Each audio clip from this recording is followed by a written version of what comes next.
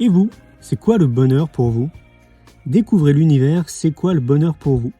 Le film, les livres, le jeu de cartes et nos événements comme le congrès à Arcachon ou le week-end au hameau de l'Étoile. Toutes les infos sur c'estquoilebonheur.fr. Bonjour à tous, je suis heureux de vous annoncer l'ouverture de la billetterie du 7e congrès Innovation en éducation qui se tiendra les 21 et 22 février 2026 au Palais des Congrès de Nîmes. 10 conférences, 40 exposants, 16 ateliers participatifs et plus de 650 personnes qui viennent de la France entière. J'ai hâte de vous retrouver les amis, à tout bientôt. Aujourd'hui, vous avez le plaisir d'écouter Charlotte Desrosiers du podcast Pourquoi pas moi ? Elle était notre invitée lors des 2 jours du congrès C'est quoi le bonheur pour vous à Arcachon et a tendu son micro à nos conférenciers. Je vous souhaite une belle écoute. Le principal obstacle au bonheur, c'est nos propres pensées. C'est pas quelque chose d'extérieur à soi. Le bonheur pour moi, c'est la liberté. Pour moi, c'est très simple en fait, le bonheur. C'est juste être. Bienvenue sur le podcast C'est quoi le bonheur pour vous ? Je m'appelle Julien Perron, je suis le réalisateur du film C'est quoi le bonheur pour vous ? Pendant plus de 4 ans, je suis parti à travers le monde pour interviewer 1500 personnes autour de cette question fondamentale. À travers ce podcast, on parlera bien-être, développement personnel et médecine douce. Je vous souhaite un merveilleux voyage sur la route de la connaissance de soi. Je suis très heureuse d'accueillir Marion Dubé sur le podcast Pourquoi pas moi à l'occasion du congrès C'est quoi le bonheur pour vous ? Marion est conférencière et auteure de la saga de la thérapie du rire, 7 romans à l'humour salvateur qui abordent des thèmes profonds comme l'hypersensibilité, le burn-out et la résilience. Dans cette interview, on va parler de santé mentale, de la puissance du rire comme soutien thérapeutique. Je ne vous en dis pas plus, je vous souhaite la bienvenue dans l'univers de Marion Dubé. Bonjour Marion. Bonjour Charlotte. Est-ce que tu pourrais te définir grâce à un mot ? Authentique. Tu abordes donc un sujet lourd qui est la santé mentale, mais toujours avec beaucoup d'humour. Qu'est-ce qui t'a inspiré ce ton ? Oula. J'ai pas choisi, je suis née comme ça. En fait, je pense que c'est vraiment un trait de caractère. Je suis toujours en contact avec mon ancienne nourrice de quand j'étais petite et souvent quand je vais lui rendre visite, elle me raconte l'enfant que j'étais entre 3 et 6 ans et j'étais un petit clown. Donc en fait, je pense que c'est dans mon ADN de voir la vie avec le filtre humoristique. On dit que souvent les clowns ont de la tristesse en eux. Est-ce que ça te parle ? Ah bah c'est tout à fait vrai. C'est tout à fait vrai. Tu parles d'écriture thérapeutique, qu'est-ce que c'est concrètement ? Sortir de soi des choses et les coucher sur papier, en fait, c'est la possibilité et l'opportunité de pouvoir les regarder d'un autre point de vue. Et ça me permet aussi de clarifier mes idées. Une fois que tu les as déposées, tu peux continuer. Alors que le mental, les pensées, en fait, elles sont en boucle tout le temps, tout le temps, tout le temps. Et à l'écrit, tu peux pas. Des pages, déjà, ça demande un exercice et du muscle d'écrire. Tu peux pas écrire des pages et des pages pendant des jours et des jours. Mais une fois que quelque chose est déposé, en fait, vraiment, tu le mets dans la matière et c'est sorti concrètement de toi. Ouais. Oui, puis en plus, c'est ça que c'est libérateur, je trouve. Puis il y a des études qui disent que quand tu écris avec la main, tu arrives à connecter avec des parties de ton cerveau. Les muscles sont pas les mêmes et à un moment donné, c'est ça que je raconte dans mes stages de libération émotionnelle, c'est qu'en fait, au début, donc il y a une consigne, tu écris avec ton esprit, tu dictes à ta main et à un moment donné, le corps prend le relais et tu vois ce qui sort et tu te dis waouh, mon corps a voulu me dire ça que j'avais pas encore monté en conscience, quoi. Ouais, c'est fou, tu vois, j'ai animé un atelier il y a pas longtemps avec mes clientes du bilan de compétences et de besoins et je leur ai montré une slide d'un dessin que j'avais fait il y a 4 ans. J'ai relu le truc et je dis moi je m'étais mis voilà, mon objectif c'est de me sentir en sécurité au début de la création de Pourquoi pas moi et j'ai lu le mot et j'étais là aujourd'hui, j'ai vraiment cette confiance et cette conscience de devoir être en sécurité. Mais à l'époque, j'avais pas du tout conscientisé. Mais tu te dis, mais qui était sorti quand même. Ouais. C'est hallucinant. Ouais. Ça m'arrive souvent quand j'écris mes livres, je relis et je me dis, waouh, j'avais compris ça quand je l'ai écrit, parce que là, j'ai l'impression que c'est là que je le comprends en le relisant, quoi. Ouais. D'où le fait de souvent dater les choses Mhm. que tu mets parce que tu dis, mais oui, en effet, ton inconscient sait, mais ton conscient n'a pas forcément envie de voir. C'est ça. Est-ce que toi, d'ailleurs, dans ta vie, il y a des moments où tu te dis, ton inconscient savait des choses que t'as vécues, expérimentées, qui t'ont fait souffrir, mais que ton conscient n'était pas capable de voir? Oui, ça m'est arrivé trop souvent. Et c'est vrai que le fait de l'avoir en papier avec mes livres, bah là, c'est une preuve irréfutable, quoi. Je me dis, en fait, je le savais déjà. Je l'avais pas compris, mais je le savais déjà. Et avant d'écrire ton premier livre, tu faisais quoi? Alors, quand j'ai écrit mon premier livre, le premier chapitre, en tout cas, j'étais fille au pair aux États-Unis. Donc, j'avais à l'époque 23 ans. Je sortais d'un BTS management des unités commerciales et j'avais pas envie de rester en France. Je parle de 2008. On était en 2008. Donc, je suis partie là-bas. Donc, une année un peu sabbatique, hein. Et c'est là que j'ai commencé à écrire pour, d'abord, le premier livre, en fait, qui s'appelle Je suis tombée amoureuse de lui le jour où je l'ai quitté. C'était avant tout une lettre d'amour que j'écrivais à un garçon que j'avais quitté, à qui j'avais brisé, ravagé le cœur, pour lui expliquer qu'en fait, je l'aimais et que j'arrivais pas à être heureuse avec lui parce que j'arrivais pas à être heureuse avec moi, en fait.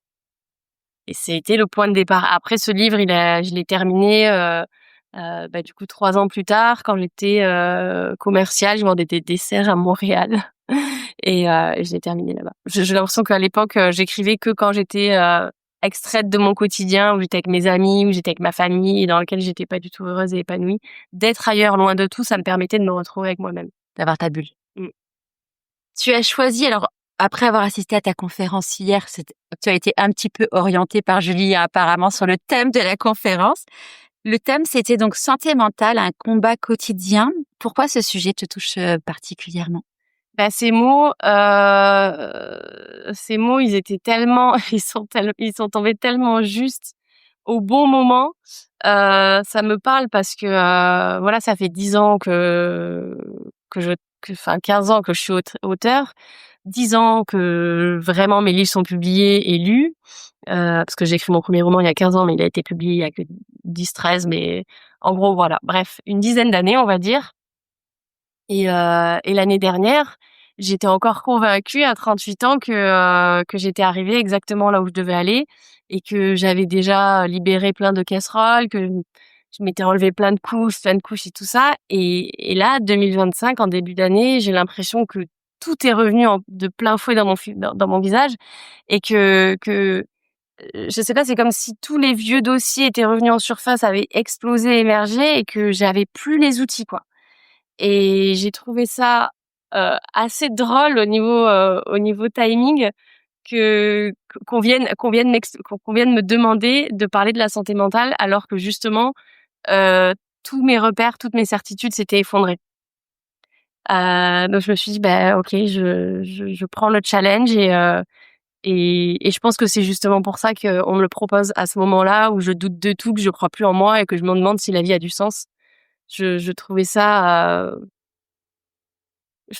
fou, mais j'ai voulu accepter le challenge, quoi. Et je crois que hier, justement, c'est ça qui a plu aux gens, de montrer qu'en fait, je peux incarner la thérapie par le rire. Je peux être dans la peau, dans la vie, dans la tête de quelqu'un qui est extrêmement joyeux, mais je peux aussi être dans une détresse extrêmement grande certains jours dans ma vie. Que c'est pas linéaire, en fait. Et que non, on n'est pas des warriors et non, on n'est pas les super-héros qu'on peut voir sur les réseaux sociaux avec les traits lissés, pas de rides, où tout va toujours bien. Parce que ça, en fait, ça fait croire aux gens qui sont seuls dans leur détresse certains jours. Ce qui est pas réel et ce qui est pas vrai. Tu parlais hier de la meilleure version de toi-même. Ah ouais, en fait, je me souviens ce terme, je l'ai sorti il y a longtemps, mais je sais exactement où c'était. C'était le réveillon, on était au Maroc, c'était parce que je suis née le 31 décembre, donc c'était mon anniversaire. Et je me suis dit, waouh, mais quand je suis avec vous, je suis donc mon fils et mon conjoint de l'époque, le père de mon fils. Et j'étais là, quand je suis avec vous, mais je suis tellement la meilleure version de moi-même. Et c'est ça que j'ai envie d'offrir au monde. J'ai envie d'offrir au monde la meilleure version de moi-même tout le temps. Mais quelle gifle que je me prends quand c'est pas le cas. Parce qu'en fait, c'est OK, il faut arrêter de se mettre des injonctions comme ça et c'est sûr que je ne suis pas du tout la meilleure version de moi-même tous les jours. Et je pense que c'est pas forcément ça qu'il faut atteindre. Ce qu'il faut atteindre, c'est son cœur et son authenticité.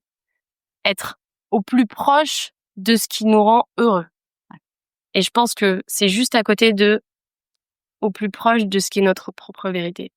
Ça m'a fait sourire quand t'as dit ça parce que quand le père de mes enfants est parti au bout de 17 ans dans un contexte pas très sympa de trahison, même de double trahison, il m'a dit: «Tu es devenue la meilleure version de toi-même après ton burn-out, mais elle ne me convient pas».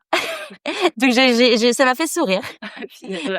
Mais en même temps, en effet, tu Je dis sais pas comment je dois le vivre. ouais, non, mais au final, tu dis: «Bon, bah, s'il ne m'aime plus pour la meilleure version de moi-même, bon, bah, en fait, c'est qu'en effet, la route doit être tracée ailleurs». Mais Ouais. ces mots-là auraient bien résonné en moi. Quelles sont les 3 idées phares avec lesquelles tu aimerais que les personnes repartent après nous avoir écoutés? Les 3. Que le bonheur est là tout de suite maintenant, à leur portée, qu'il n'a pas de définition. Donc ça, c'est pour la première, autre que la leur. Faut pas laisser l'autre te dire qu'est-ce qui te rend heureux, qu'est-ce qui te rend heureux, il y a que toi qui peux le savoir.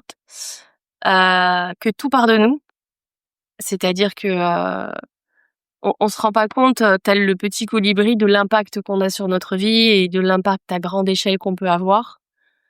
Et ensuite, donc que tout part de nous. Et l'autre, ce serait une question. Ouais, attends, je suis en train de Pardon. ouais, vas-y, excuse-moi. Et l'autre, pardon, du coup, le dernier, ce serait une question. Qu'est-ce que tu as envie de vivre? Demande-toi ça à chaque fois que tu fais un pas dans ta vie. Aujourd'hui, c'est quoi? Maintenant, qu'est-ce que j'ai vraiment envie de vivre? Qu'est-ce qui compte vraiment dans ce qui se passe? Tu as dit reconnaître sa souffrance, ce n'est pas être faible, c'est être humain. Est-ce que tu as un conseil à donner aux personnes qui pensent encore que d'accepter sa vulnérabilité est une faiblesse et non une honte? Bah, il faut du courage pour se regarder en face dans un miroir, vraiment, avec toutes ces parts d'ombre, avec toutes ces failles, euh, ouais, je dirais toutes ces faiblesses, mais c'est pas des faiblesses en fait, c'est toutes ces particularités. Je pense que ça demande du courage et que une fois que une personne a montré l'exemple, on se rend pas compte de ce qu'on va déclencher chez l'autre. Et tu vois, je voudrais faire justement un parallèle avec ce qui s'est passé hier quand j'étais en conférence et que j'ai dit que quand Julien m'avait contacté, c'était une période où j'avais envie de mourir et que j'ai demandé à la salle qui dans sa vie a déjà eu envie de mourir et qu'il y a une trentaine, j'ai pas compté, c'était peut-être plus, hein, une trentaine de personnes qui a levé la main, quoi. Et je me voyais dans les yeux, genre, c'est la première fois que je le dis à voix, quoi. Enfin, que mon corps exprime ça, cette vérité-là. Donc, en fait, vous faites aussi du bien aux autres en montrant que c'est ok et que c'est normal de pas tout le temps rire, de pas tout le temps être joyeux, de pas tout le temps être dans la bienveillance pour l'autre, parce que souvent c'est ça aussi la bienveillance, c'est surtout envers les autres et pas trop envers soi des fois, c'est au dépend de soi-même et se montrer sensible et se montrer honnête avec ses émotions et sans filtre, c'est aussi donner à l'autre la possibilité de le faire. Ouais. C'est la raison d'être de Pourquoi pas moi. J'ai créé le podcast suite à mon burn-out pour montrer qu'on pouvait traverser des moments très difficiles, de plus avoir de sens, de plus savoir à quoi ça sert de vivre. Et parce que ça a été mon cas alors que j'étais maman, que j'étais je venais de me marier. Enfin, tu te dis et te dire, bah regardez, ces personnes-là sont passées par là. D'autres non, mais en tout cas, on a tous des moments où ça ne va pas parce qu'en fait, dans toutes les coulisses de toutes les personnes qui sont à leur place, il y a des peurs, il y a des doutes, il y a des galères, il y a des drames, mais on peut tous être heureux et à sa place. Et je crois même, tu vois, je vais aller plus loin et je crois même que ces moments-là de fond du gouffre, de connexion à la détresse et au non-sens, ils sont essentiels dans l'élévation de chaque humain, dans l'élévation individuelle, quoi. Et on l'a bien vu en confinement, quoi. Les gens, ils étaient genre seuls face à eux-mêmes et j'ai trouvé ma voie, j'ai quitté mon conjoint, j'ai quitté mon boulot. Alors, je parle toujours de quitter quelque chose, c'est pas forcément le cas, mais c'est vrai que c'est souvent quand même comme ça que ça se traduit. On est dans une situation depuis beaucoup trop longtemps dans laquelle c'est confortable, même si je suis extrêmement malheureuse, mais au moins j'ai la trace de mes fesses dans le siège. Bah non, là, stop, je remets tout en question et je me barre. Et je vais explorer autre chose. Je vais m'ouvrir à un autre champ de possible. Et après la mort de ma mère, mon père, qui écrit lui aussi, avait sorti cette phrase: il n'y a pas mieux que quelqu'un qui a expérimenté le malheur pour être heureux. Ouais, moi, je vous prends souvent cette image. Parfois, t'as besoin de toucher le fond de la piscine pour pouvoir rebondir. C'est tout à fait ça, Et- mais c'est vrai. Mm. Mais vraiment, c'est pas des bullshit qu'on peut voir et des phrases à la con. C'est réel. Oui, moi, j'ai été malheureuse, mais genre vraiment très, très malheureuse les 30 premières années de ma vie. Et aujourd'hui, je suis venue ici ce matin en trottinette et j'étais avec mon amoureux et sur la route, je lui disais, mais t'imagines que là, on va au taf, quoi. Je vais bosser. Il y a la mer à gauche, il y a le soleil qui est en train de se lever, les gens qui sont en train de faire du footing, il y a les oiseaux dans les arbres. Je lui dis, mais c'est trop beau la vie, quoi. Et je m'émerveille tout le temps aujourd'hui parce que j'ai été extrêmement triste les 30 premières années de ma vie. Je suis sûre que c'est connecté, c'est évident, c'est le contraste justement qui fait cette richesse-là. Est-ce que tu peux partager un conseil avec nous pour prendre soin de sa santé physique et mentale? Se regarder. Qu'est-ce qui me fait du bien? Qu'est-ce qui me fait du mal? Et arrêter de faire des trucs qui nous font du mal. Et après, il y a des exercices concrets que des gens très intelligents ont mis en place. Il faut les suivre. Moi, par exemple, pour mon premier pour ma santé mentale, la première chose que je fais au réveil, c'est je fais un exercice de cohérence cardiaque parce que je suis une hyperactive, hypersensible. Donc, je sais que pour redescendre et appréhender la vie avec sérénité, je me rends compte que je l'ai pas fait ce matin, j'ai pas eu le temps, j'ai été réveillée par le chat, c'était pas prévu. Donc, la théorie, un exercice de cohérence cardiaque pour redescendre ici dans mon corps. Après, je vais faire les 5 rites tibétains. Donc, c'est pareil, c'est 5 exercices à faire dans le corps, ça prend 15 minutes. Et après, je sens que je suis bien, je suis là et je suis prête à accueillir tout ce qui va se passer dans la journée. Et après, c'est aussi bien s'alimenter, mais c'est essentiel. Bien boire, faire attention à ce qu'on met dans sa bouche, enfin, juste mettre du sens là où c'est important. Et ça passe aussi par tout ce qui rentre à l'intérieur de nous. En fait, tout ce qui rentre à l'intérieur de nous, ça va être aussi ce qu'on voit avec ses yeux. Ça va être aussi ce qu'on entend. Arrêtons de fréquenter des gens qui sont noirs, qui sont d'énergie basse, qui sont hyper négatifs. On peut pas les sauver, c'est leur chemin, ok, ciao. Faut aussi que notre environnement, il ressemble à ce qu'on a envie de se créer, quoi. C'est quoi le bonheur pour toi, Marion Dubé? Un exemple concret de ce qui... Okay. La question est ouverte. Ok. Je tiens à préciser qu'il est 8h45 du matin, qu'il y a déjà eu la journée entière avec ta conférence et ton atelier, donc nous sommes tellement fraîches. Alors, la question est ouverte, la réponse aussi. En fait, qu'est-ce qui te met en joie? Qu'est-ce qui te met en joie, toi? C'est quoi qui te met en joie dans ta vie? Et la réponse, elle est là. Donc, moi, qu'est-ce qui me met en joie? Pour répondre à ça, ça va être dans le corps, ça va être au niveau sensoriel.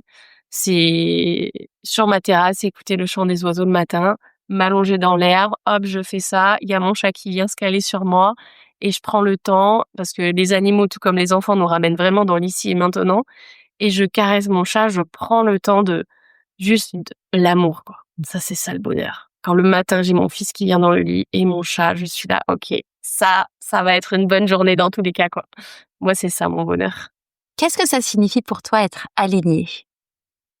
Être aligné, c'est déjà quand tu fais les choses dans un élan pour toi, juste pour toi, entre toi et ton cœur. Tout simplement quand quand ton corps est dans l'action aligné avec ton cœur, quoi. Quand ce que tu fais, c'est aligné avec ton cœur, c'est aligné avec ton cœur, c'est aligné avec tes valeurs, c'est aligné avec ta vision du monde, avec tes croyances. Mais c'est compliqué parce que pour en arriver là, faut se défaire de beaucoup de couches. Faut se libérer de je fais les autres parce que j'ai besoin d'être aimé des autres. Je fais ça parce que je culpabilise de l'abandon, d'abandonner cette personne même si elle est néfaste pour moi. Et je suis ok avec le fait d'abandonner cette personne sans culpabiliser parce que je comprends que c'est son chemin. Ça prend un temps quand même d'être aligné parce que déjà faut soi-même se libérer. Faut se libérer et il faut revenir ici. Et après, voilà. Ouais. Ressentir et faire ce qu'on ressent et quand t'es dans l'amour, en fait, t'es là, quoi. Quand t'es en toi et quand t'es dans l'amour et que tu fais plus les choses contre les autres, pour les autres, juste pour toi, dans le cœur. Ouais. Et du coup, ça résonnera sur les autres. Ouais, forcément. À quel moment dans ta vie tu t'es dit pourquoi pas moi?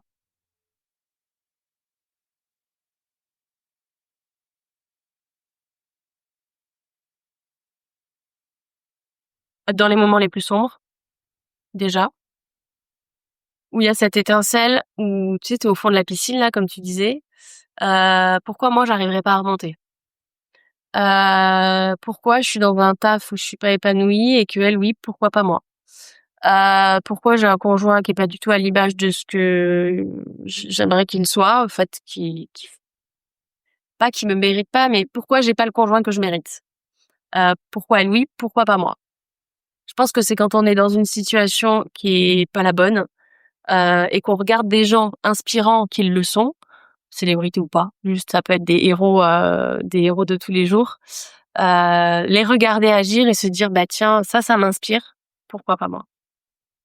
Quelle est la phrase que tu aimerais que les gens se répètent tous les matins? Je suis un vainqueur. Bah déjà à la naissance quoi. C'est vrai, c'est toi le vainqueur de la course. On a oublié ça, je suis un nul, j'ai pas y arrivé. Si, t'es un vainqueur, tu vas y arriver. Tout ce qu'on vit, on est en capacité de le surmonter. Bah, c'est une phrase que tu disais hier et que j'avais entendue, c'était juste après, enfin non, c'était pas juste après mon burn-out, j'étais en plein burn-out et j'ai rencontré une personne avec qui j'avais dans le train, une personne avec qui j'avais travaillé avant et qui me racontait que sa fille avait une leucémie, enfin, et elle m'a dit, tu sais Charlotte, dans la vie, toutes les épreuves qui nous arrivent, on a la capacité de les surmonter. Et j'avais trouvé ça mais tellement fort, et c'est un truc qui m'accompagne depuis. Je me dis voilà, dès que et tu disais qu'en effet on peut surmonter tout. Et tu vois, grâce au podcast, j'ai rencontré vraiment. J'ai interviewé Philippe Croison qui a plus de bras, plus de jambes, et ce qui lui a permis de vivre aujourd'hui, il a traversé tous les océans, enfin toutes les mers, enfin un truc vraiment incroyable. Il a il a vraiment une vie absolument extraordinaire aujourd'hui. Il te dit que sans cet accident, il en serait pas aujourd'hui. Et autre exemple aussi que je prends souvent, c'est Agnès Ledigue, que tu connais peut-être, qui est une très grande écrivaine. J'adore ce qu'elle écrit. Et Agnès, elle est devenue écrivaine suite au décès de son fils. Et elle dit aujourd'hui, je survis, mais pas comme on l'entend dans le langage courant, c'est qu'elle dit je survis, je vis pour deux. Et je trouve que c'est vraiment quelque chose de magnifique, un message d'espoir, en effet, de dire que dans toutes les épreuves, on peut arriver à en tirer quelque chose de positif. En faire une fois. C'est ce qu'on appelle la logothérapie, d'ailleurs. Un grand merci, Marion. À qui as-tu envie de dire merci et pourquoi avant qu'on se quitte? Julien. Julien, de m'avoir fait confiance. Bon, ça, c'est au niveau personnel et individuel. D'être initiateur de tout ce qu'il fait. C'est incroyable. Je remercie tous les petits Juliens qui sont sur cette planète et qui actent de leur côté, qui sont au service de la lumière, qui sont inspirants, qui mettent des choses en place, qui sont dans l'action, qui sont dans la matière, qui ont mis leurs rêves dans la matière, en fait, qui ont concrétisé des choses et qui font surtout des choses au service de l'humanité. Mais vraiment, c'est vaste. Mais merci Julien et les autres Juliens. Un grand les héros merci. De l'ombre. Ouais. Un grand merci Marion. On peut découvrir tout ton travail et tes ouvrages sur le site mariondubé.fr. Merci beaucoup. Merci Charlotte. Un grand merci pour votre écoute. J'espère que vous avez passé un bon moment avec nous. Pour prolonger l'expérience C'est quoi le bonheur pour vous et continuer votre cheminement sur la connaissance de soi, je vous invite vivement à lire mon livre C'est quoi le bonheur pour vous, que vous trouverez dans toutes les librairies. Jouez et amusez-vous avec le jeu de cartes entre amis, avec des inconnus, dans le monde de l'entreprise, à l'école. Regardez le film C'est quoi le bonheur pour vous. Et surtout, prenez soin de vous. Je vous souhaite un merveilleux voyage vers vous-même.